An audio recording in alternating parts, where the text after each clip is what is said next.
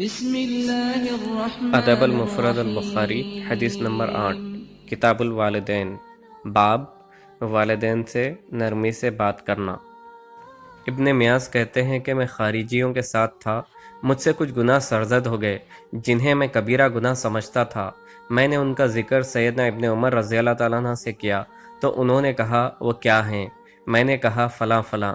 انہوں نے فرمایا یہ کبیرہ گناہ نہیں ہیں، کبیرہ گناہ تو صرف 9 ہیں: اللہ کے ساتھ شرک کرنا، ناحق کسی جان کو قتل کرنا، میدان جنگ سے بھاگنا، کسی پاک دامن عورت پر تہمت لگانا، سود کھانا، یتیم کا مال ہتھیانا، مسجد میں خلاف شرع کام کرنا، کسی سے ٹھٹا مذاق کرنا، والدین کی نافرمانی کر کے انہیں رلانا۔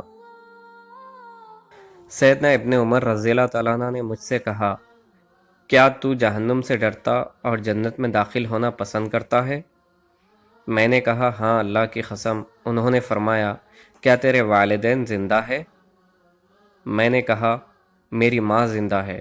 انہوں نے کہا اللہ کی قسم اگر تو اس سے نرمی سے گفتگو کرے گا اور اسے کھانا کھلائے گا اور کبیرہ گناہوں سے بھی بچتا رہے گا تو ضرور جنت میں داخل ہوگا۔